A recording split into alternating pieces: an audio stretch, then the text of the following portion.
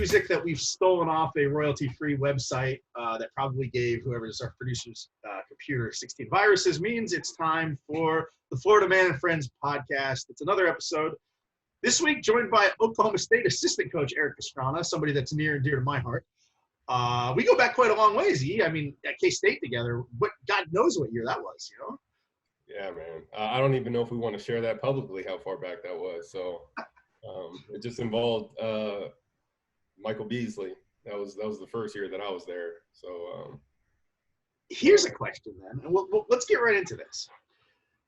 You've coached. I mean, you were GA there at the time, but you coached Mike, and now you're coaching Cade Cunningham. So you coached the number one player in the country twice. Obviously, there are huge personality differences between Mike and Cade, but as players and kind of their approach to the game, what are kind of the similarities and the differences between those two? Because, I mean, these are two juggernauts. I mean, Mike Beasley may not have caught on in the NBA the way people wanted him to, but in college, Mike Beasley is as good of a player as I've ever seen in my life. Yeah, that hasn't changed for me. I mean, whether I've coached somebody or just watching the game. The one thing that stands out, obviously I was a GA back then and I'm assistant now, so, significantly different roles, but was definitely around Mike quite a bit. The biggest similarity with them is they both make the game look really, really easy, like embarrassingly easy. Mike did it more from a scoring standpoint, whereas Cade kind of does a little bit of everything. You kind of look up at the box score and before you know it, he's got 15, 7, and 6. And he's impacted the game in a bunch of ways. And sometimes I feel like you wouldn't really be paying attention to Mike and you'd be like, hey, he had a pretty good game and 28 and 14. And so I think that's the one thing they play at a totally different speed than most guys at this level are playing at. They're never sped up. They just kind of, they're at their own pace, which is probably the biggest similarity. Very different games overall, but with the ease in which they do it it's actually like strikingly similar, how easy it is for them. I mean, Cade is going to be a top 1 or 2 pick, depending on who you ask in the draft. What's it been like for you kind of coaching him? We had your boss on here, Mike, and, he said that, you wouldn't know that he's destined for stardom the way that he approaches the game. What's it like from a coaching standpoint, kind of coaching it to a guy that isn't going to be around next year? I mean, he's not coming back to Oklahoma State. So, what's it like kind of coaching him and getting him ready for that next level? Right. Honestly, it's pretty easy. And it's a lot of fun. Just coaching somebody that is as coachable as he is. He's just really easy to work with. If you didn't know who he was and you came into our practices or you came into our locker room or you just interacted with us in general, he doesn't carry himself any differently. He's just another one of the guys. And I know that's kind of cliche that people like to say that kind of thing. It really is with him. There isn't any extra stuff to it. And it's refreshing to be able to coach somebody that's that talented, that, to be totally honest, he can go out there and play his game, and most of us wouldn't have to say a word to him, and he'd be a really effective player. So the fact that he's open to that coaching to help him in some ways is really refreshing. You guys got a big road win last night over Iowa State. They were ravaged by COVID. Cade didn't play. Nice to get a win without him. What's kind of his status going forward, and how encouraging is it to be able to beat a team without Cade on the floor like that? Yeah, so his status, obviously I'll leave that to Mike and the medical our medical staff, who does a great job. But he's with us. It's really, as Mike said last night, it's kind of just more of a physical conditioning deal at this point, where he's just kind of day to day. He didn't play for a little bit, and so just trying to get him back right. So he's day to day right now. And then it's really encouraging to be able to win a game on the road. It was really unfortunate that Iowa State's dealing with what they are, and a lot of teams, we were shut down, and but it was still really encouraging to have guys step up without Cade, especially a couple of freshmen. We had 2 freshmen not named Cade Cunningham last night that went for 20 points. Rondell had 20, and Rondell Walker had 20, who's Cade's AAU teammate, and then Matthew Alexander Moncrief went for 22 and 12. So it's really encouraging. As excited as we are about having Cade, we're excited about this entire group. I really believe this is a team that's it's more than just Cade. And I think Cade believes that too. So it's nice for some of those other guys to be able to step up because No, we know the future definitely looks bright down there. And to draw back the comparison we were making earlier, I think this team has got way more talent around their star than that Beasley team at K-State did. I've watched you guys a couple times. I try to watch as many teams as I can, so I've only seen you guys play twice. And it's marked, how impressive the supporting cast is. Cade makes that extra pass because he trusts those guys, Right. Yeah, we like to think we have a team that just kind of has a bunch of parts that all fit together. And it's taken some time for some of those pieces to kind of figure out how they fit in with each other. Obviously, COVID has shortened some of our off season. We didn't have kind of the typical summer that you would like to have, like every other school would. We didn't have really the typical preseason, and we didn't have the typical non-conference season. We played 6 non-conference games. We'll play a 7th when we play Arkansas on Saturday. But typically you play 13, 14 non-conference games before you even get to conference play. So we're 7 games in, and we're already playing Big 12 games with a bunch of guys that are pretty new. Outside of Isaac Likely, he's really the only guy that's played really meaningful minutes for a couple of years. We had a few freshmen that played some last year. But besides that, we're a pretty, kind of green team when it comes to just experience playing together. So I think we're starting to get that continuity, which has been really encouraging. You guys are coming off a COVID shutdown not too long ago. I kind of want to explore what that is because everybody reads this team, that team, almost half the teams in the country at some point have been shut down. And they read you guys have to shut down for a week. What's kind of the protocol for that goes? You get a call and they just said, hey, so and so tested positive, don't come to the gym for a week, or how does this go? Yeah, I wish I had a great answer for what it is. I try to stick to recruiting and coaching as much as I possibly can. I know anytime there's any kind of issue where there is a positive test throughout any of our programs, there's a contact trace, and they kind of, those things that are way above my head. Our trainer Kevin, our team doctor Doc Ivan, and the so how did you find out though when you guys had to shut down? You get a call or? I'm not sure. I believe we were just notified that we didn't need to come to the gym. Oh, jeez. And then I believe we hopped on a Zoom not long after that and kind of went through the whole what the next week is going to look like. And then then we had to kind of figure out, because we're in the middle of the season, how we have to operate during that time, since we can't have everybody collectively together during that time. So we spent some time on Zoom calls, watching film on Zoom, and it's been a year of creativity, that's for sure. So yeah, and it's kind of what it is, my man. It's a nightmare. It's a complete nightmare, and there's nothing you can do except for do your best, And I think that's what everybody's doing, which kind of brings me to my next point here that you and I have talked about off the air, and you talked about in text message. They're going to have conference tournaments, and you guys probably aren't in the position to opt out of a conference, or maybe you are. I mean, you guys are looking like a no-doubt NCAA tournament team, in my opinion. But we'll see what happens down the road. Do you think there are going to be teams, though, like, let's say a Gonzaga or like one of these teams that is a no-doubt top seed? Why risk it to play in these conference tournaments? Do you think you'll see teams opt out of this stuff? I really don't know. I think everything comes with momentum. I think with COVID and everything that we've had to experience and go through, the one thing I can say with absolute certainty is we have no idea what 3 weeks from now is going to look like. You're right. Compared to right now. So it's just so hard to project in mid to late January where we're going to be at the end of February and March. We all hope that the vaccine helps and things can clear up some, but obviously, yeah, I know there's been a lot of discussion about the value of conference tournaments, especially for our level. We love competing in conference tournaments just because, we always want to have an opportunity to win a Big 12 championship, whether it be regular season or in conference in the tournament. But there's definitely going to be some thought into, we have to kind of rethink and reimagine everything that we just assume is just, okay, commonplace. Like, hey, this is how we have always operated, so this is how we should operate. I think everything is being reimagined and kind of reconfigured right now. And so I wouldn't put anything off the table, because I know the NCAA tournament's really important. And if we're all in a good position to play in that, we want to be in a great position to not be shut down at the end of this season. You definitely don't want to be that team.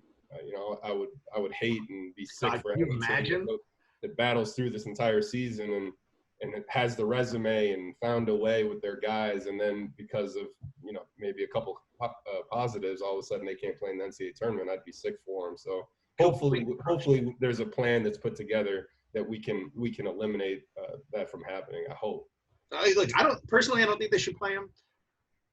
And you're talking to a guy that loves, even as a reporter, I think the Big 12 tournament is the superior tournament. It's right there next to Power and Light. Just from like a fan standpoint, from somebody that doesn't have to prepare to play 4 games in 4 days, it's just a good experience. If anybody has a chance to go to that tournament as a fan, I highly suggest it.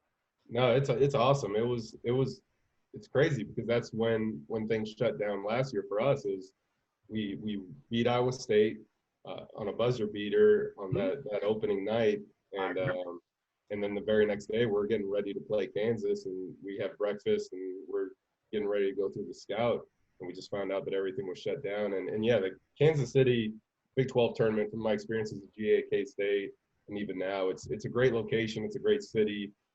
We have great travel throughout all these fan bases in the Big 12. So it's always an awesome experience. So hopefully we can get back to something like that soon, because I definitely miss that. I miss the crowds. We're lucky that we have 25% capacity. So we have not the crowd that we're used to, but they're an energetic 25%. So we at least still kind of get that feel, but it's a shame that we don't get to experience the whole thing. So let's talk about recruiting in this nightmare of a season. You can't go to events. That was off the table. I mean, how are you identifying guys? Like, I think recruiting is one thing. To get guys on Zooms and pitch them what's great about Oklahoma State, I think is probably the easy part. Maybe, I don't know. I would think that the hard part is identifying guys in the younger classes that you guys want to zero in on without having to see them live. Is it a lot of streams for you? I mean, how are you trying to do this?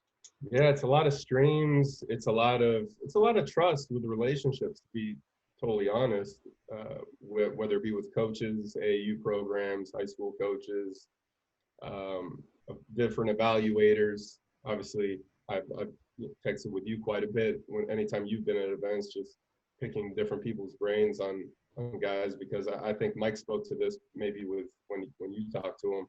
We're very, at least how we are as a staff, we're very wired for in-person evaluations, sitting down, having a conversation with a kid, a prospect and his family, and getting to know kind of all the ins and outs, because I think that relationship helps us have success once they get over here. So not having that component, it was one thing to not have it for the spring and then for the summer, but now to go into the fall, and like you said, now we're getting to the 22 class, the 23 class, and you can't go out here and see these guys and just see how they develop, how they've changed from their freshman to sophomore year, from their sophomore to junior year, because that's a part of the projection. So it's been a lot of trust, and to be totally honest with you, a lot of, at least for us personally, we're not just gonna take a bunch of commitments from guys. We're recruiting guys really actively right now, but we're being very, very methodical about what we do, because we don't want to make a mistake for our program or for any specific prospect, because I do think that is the most important thing, that you make sure you bring the right people into your program and that all fit. And so we don't want to rush it just to say, okay, we've got 5 commitments, so we feel better about ourselves. I mean, there are guys out there, and you know this as well as I do, obviously, that have probably grown 6 inches since the last time anybody saw them. The 6'3" guard is, maybe 6'6" now. Yeah. That's going to be really interesting, I think, when we get back on the road and you get to see some of these guys. Yeah, no, I mean, from a size standpoint or even skill standpoint, there's a kid that can make a huge jump shooting the basketball, or maybe he's handling it better, so he's kind of moved positions a little bit, or like you said, a little growth spurt, like all those things. And I mean, it's one thing to be out 3 or 4 months not seeing guys live, but we're going on a full year here, and with no end in sight at this point until hopefully things get better. So it's a lot of trust and it's a lot of film, but at the same time, you can only watch so much film of somebody. You gotta see them up close, because it's just, for me personally, that I have to see guys up close. I know I've known you a long time. I know Erik hates talking about Erik, but we got to talk about Erik.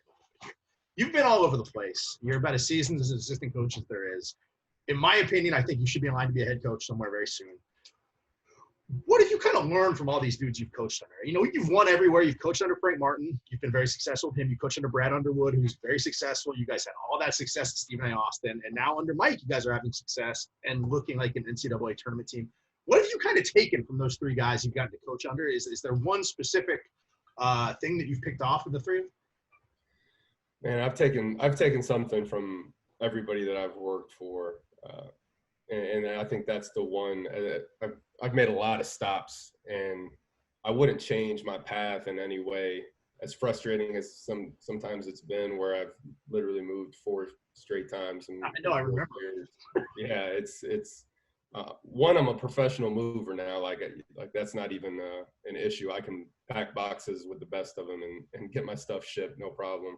But you know, with Frank was really an introduction for me, and he's to this day, he's like family to me. He got me in this business, and I had been watching and admiring Frank since he was a high school coach at Miami High. So just that tenacity, the pride defensively has always kind of been ingrained in me, in how I want to coach and how I want to have a program.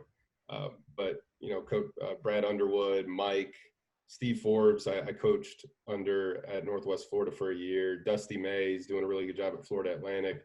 The way the style of play where we get up and down a little bit more has also been really appealing. So it's been really cool to just work for so many different people where I can kind of just pick at different things and kind of throw it in my bag a little bit and just say, yeah, if that day comes for me, I want to do this. Or sometimes you walk away from a situation, you say, I definitely don't want to do this if I get the opportunity to be a head coach. And sometimes figuring out what you're not as comfortable with is just as important as figuring out what you're comfortable with.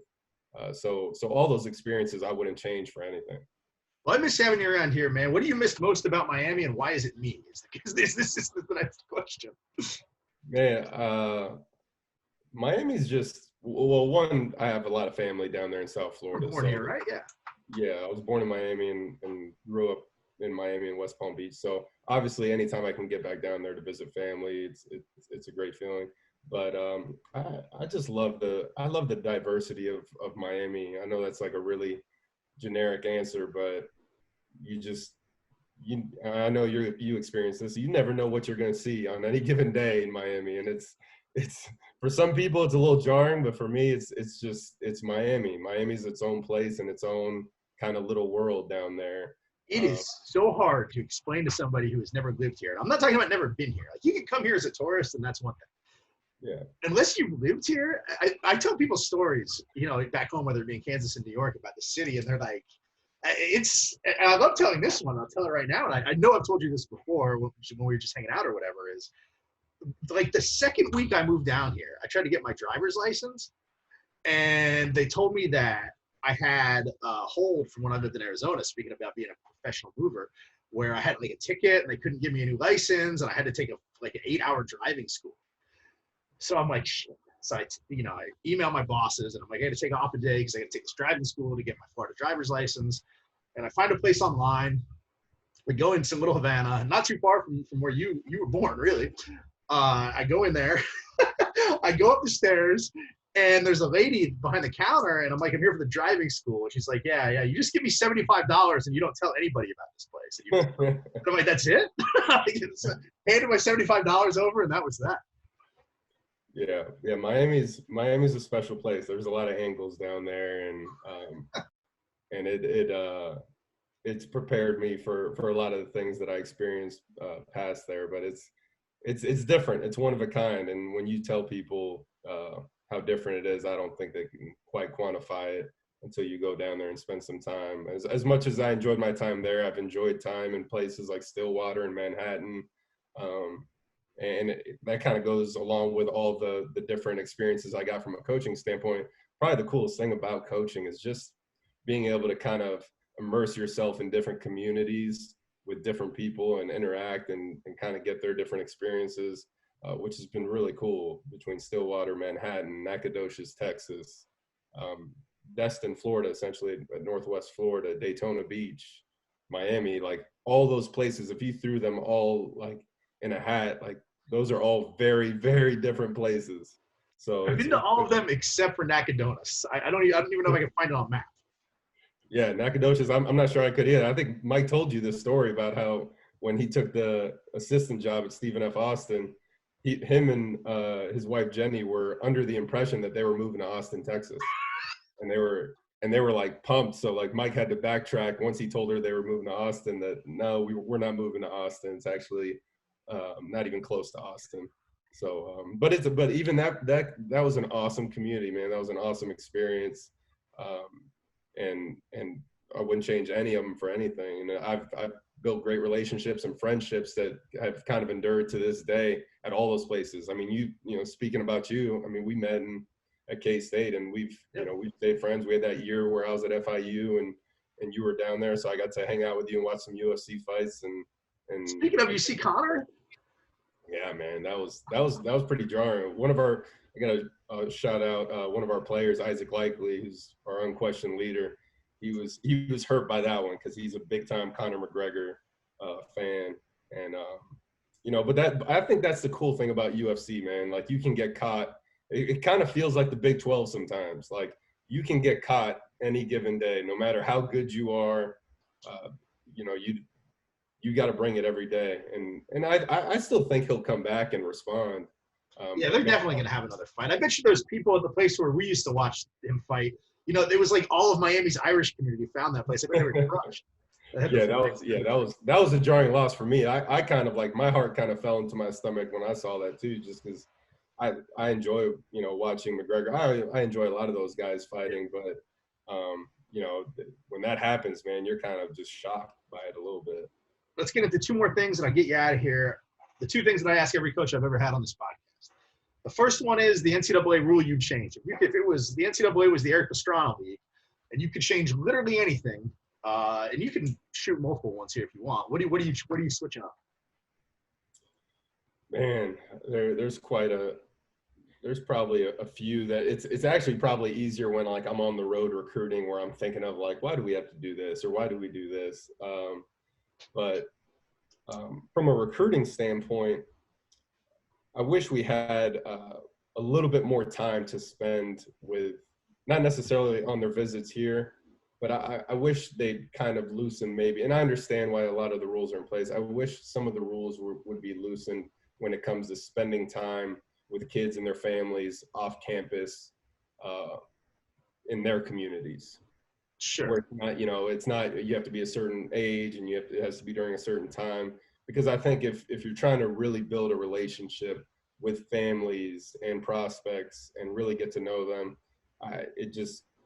all the restrictions really limit the ability for that to happen. You have that 48-hour window where they come on a visit and you're doing the dinner deal and really experiencing that. But I wish we can kind of spend a little bit more time with them, maybe on their turf.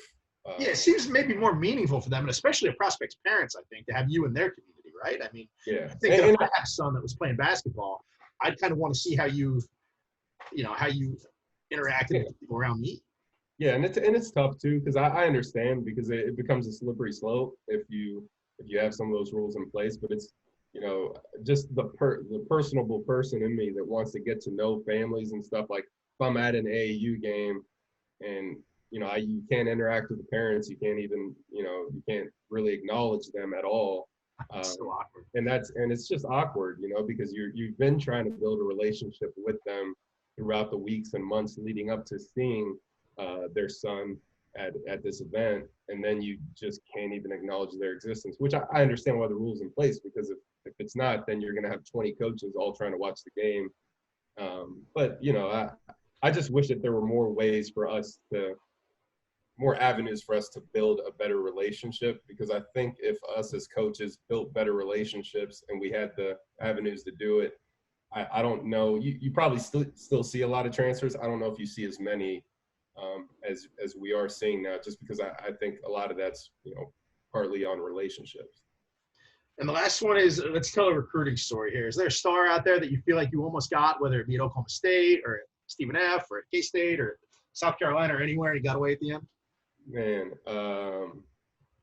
I would probably say Stephen F. We had a lot of success with all the guys that we kind of hit on, and so there wasn't really as much one specific guy.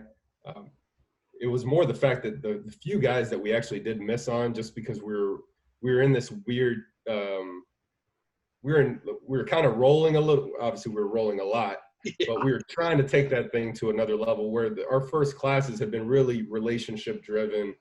And then you get to that second and third year where you're trying to sign maybe an upper echelon guy that's, on the fringe of high majors. So he ended up back at Southeastern Louisiana, and it took a lot of turns. But a kid named Keon from Florida, Auburndale High School, Keon, I don't know if I'm pronouncing his last name right, but Clergeot. He's actually having a really good year at Southeastern Louisiana for a good friend of mine, David Kiefer, who was actually he was at K-State as well. He was at K-State. He's the head coach now. So, so we were recruiting him so hard, and he was like going into that third year where we were like, all right, this is the guy. Like, he is a mid-major plus to a high major guy, and like if we're gonna take the next step at SFA, these are the guys we got to get. And he had every good mid-major at that time. Chattanooga was rolling, which they're doing a good job again. Murray State, a lot of schools like that, Florida Gulf Coast. And so we were right in there with him. And we got all the way to the end of July. And I'm convinced he told me he was going to come. We were in a great position. And the last week of July, we're in Vegas at the Adidas tournament, and Texas Tech starts watching him, and they'd kind of been keeping tabs. And Coach Tubby Smith was there at the time, and he kind of comes in and offers literally on the last day of July, and we had dug in our heels at that point, so we were just like, we can beat them. Like, it's not a bunch of high major schools, it's just one, so we can figure this out. And this is pre national championship game, Texas Tech. This is it's funny because so Keon signs with Texas Tech. So we put up a fight. We get him on a visit. We do the whole deal. We have a great in-home visit with his people, and he ends up signing with Texas Tech, which I understand. Well, Tubby leaves and goes to Memphis, so he ends up following Tubby to Memphis. So he ended up at that level. Then he bounced around, kind of went to UMass, and now he's having a good end to his career back in the Southland where we were recruiting him. But that was probably the most heartbreaking one, just because we thought that was a guy that was really going to be able to kind of take us to the next level. And obviously, my bias, Dallas, Canada, Kansas City, and Florida are like areas that I love to recruit in general. And they all have great players. But, man, that was like a big one in Florida that we thought at that time at SFA that we could really get. And when you're at a mid-major, like Stephen F. or any other mid-major, FAU, FIU, places you've been, and you're at a tournament, and there's a dude you've offered that you really want, and you kind of see those high major sharks start circling the tank or, watching them, is it just frustrating to observe it? Yeah, it's uneasy, and I joke with a lot of my friends that are at mid majors now. I'm just like, I'm gonna be that guy now that's gonna mess it all up. It's tough because those guys at that level do such a great job, kind of evaluating and diving in and finding those guys before the high majors do. So when you've invested all that time and then literally just one offer throws the whole thing off, because now, one, the kid wants that offer, but now if that one offer comes in, more than likely there's going to be a second, a third, and a fourth. Yeah. And so that was what kind of threw us off with Keon, because we thought it was the only one that came in. No other high major offer came in. So we were like, maybe Texas Tech will take somebody else. Maybe something else can happen. But yeah, it's tough, man. It's tough. You can be at that AAU game on court 6 and you see Stephen F. Austin, Murray State, East Tennessee, a bunch of really good mid-major programs, and And more than likely, if you're a high major coach and you go sit at that game, you're going to find a guy that's good enough to play at your level without question, because they all have guys that are good enough to play at our level, every single one of those programs.